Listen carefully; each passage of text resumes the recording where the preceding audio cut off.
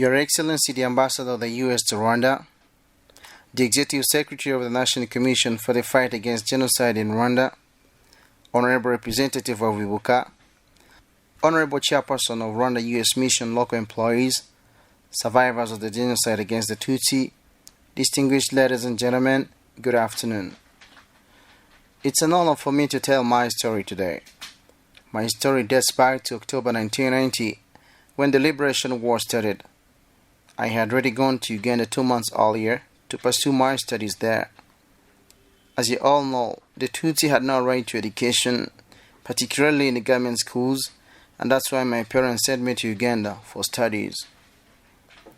I remember I was in my room in the morning of 7th April when I heard about Habyarimana's death. I got the news with a lot of pauses and had nightmares from then on. I had a premonition that none of my family would survive. You may wonder how I came to know what happened to my family, yet I was not in the country. Well, a few people who luckily survived told me the story.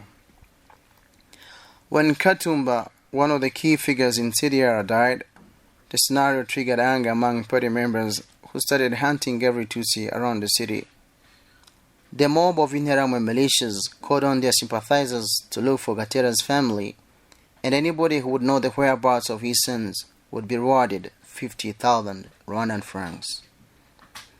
My parents had gone to Saint-Dié for a cultural evening show with other RPF cadres and supporters.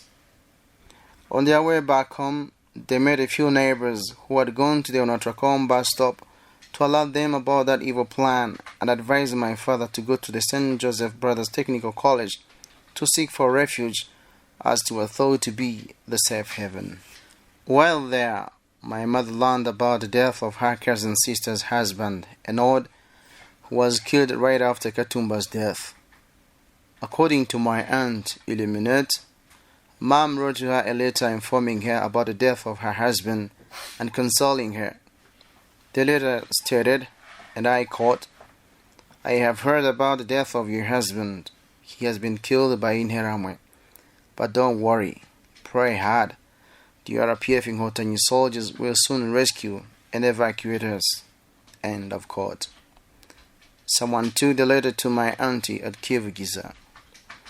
As my parents and 2 brothers were sheltered at St. Joseph Brothers College, together with 100 of Tutsi families, they had hope of survival. However, it didn't last long. Interahamwe militias and government soldiers stormed the buildings of St. Joseph's College and killed people there.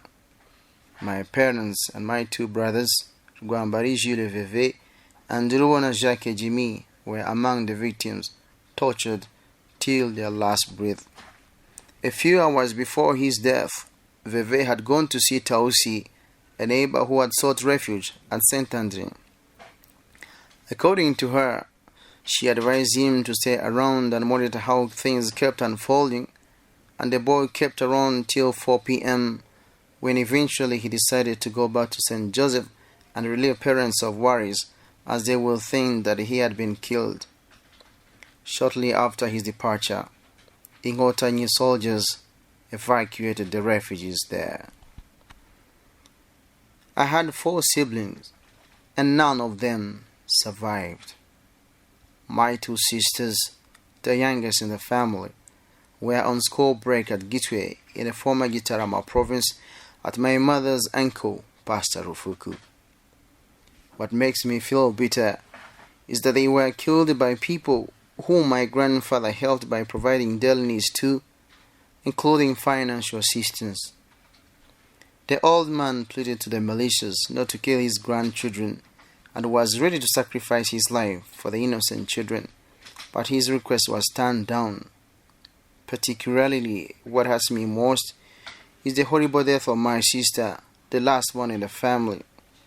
She was hit with a club and stabbed in the head and thrown into a pit latrine despite begging the militias to forgive her. This little girl who had just turned 10 was a special friend to me. I thank God that He answered my prayers as I pleaded for a child that resembles Umutoni Waserita Mami. My wish was granted. The bond between us was so unique. She loved me so much. Just to give you an example, when I did wrong, Dad would not beat me in her presence because she could refuse kissing his bald head before going to sleep. For Dad to go to bed without that kiss was like a taboo.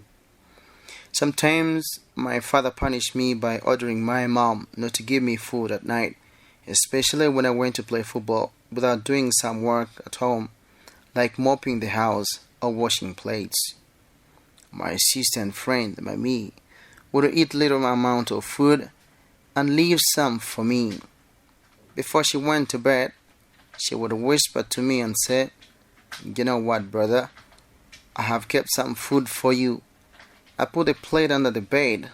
Please wake up late at night and eat. I don't want to see you hungry." In 1995, when the bodies of victims were exhumed at St. Joseph's College, I was among a few people who managed to bury their beloved ones, though the only person I buried is my mother. I recognized her forehead and the golden necklace that I bought her while on a working mission in Cameroon before I left for Uganda. By then, Dad was working for Peace Corps. Together with my uncles, Gaston and Egide, and a few family relatives present there, we buried my mother. It's very unfortunate that we don't know the whereabouts of Dad and my two brothers to give them a decent burial. When the genocide happened, I had a lot of questions, thinking day and night about how I would continue studying as my parents who were paying my school fees were deprived of life prematurely. I had planned to come back to Rwanda and look for a job and work for at least 2 years to be able to pay my school fees without depending on anybody. Honestly, I cannot find enough words to thank the embassy community for the noble initiative to contribute to our studies. Today, we are proud to be who we are. Thanks for your support. We will never let you down. As I'm winding up, this is an opportunity to express thanks to Matthias Kulaza, the family where I lived for 4 years while studying in Uganda from 1990 to 1994. Today, I'm also paying tribute to my aunt, Felicite, for her parental advice and guidance. She was a special person to me as she took responsibilities of my mother. Her tireless efforts significantly made me who I am.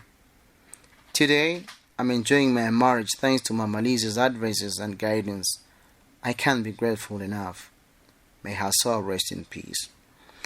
I also want to thank Dominique Philippon, former country director of Peace Corps to Rwanda, for his immense contribution for my studies and pray for special blessings upon him. Let me convey special thanks to Nibis Bonaventure for his financial support when I came back from Uganda. This gentleman gave me $200 out of his pocket. I used this money to pay my first school fees. May God bless him too.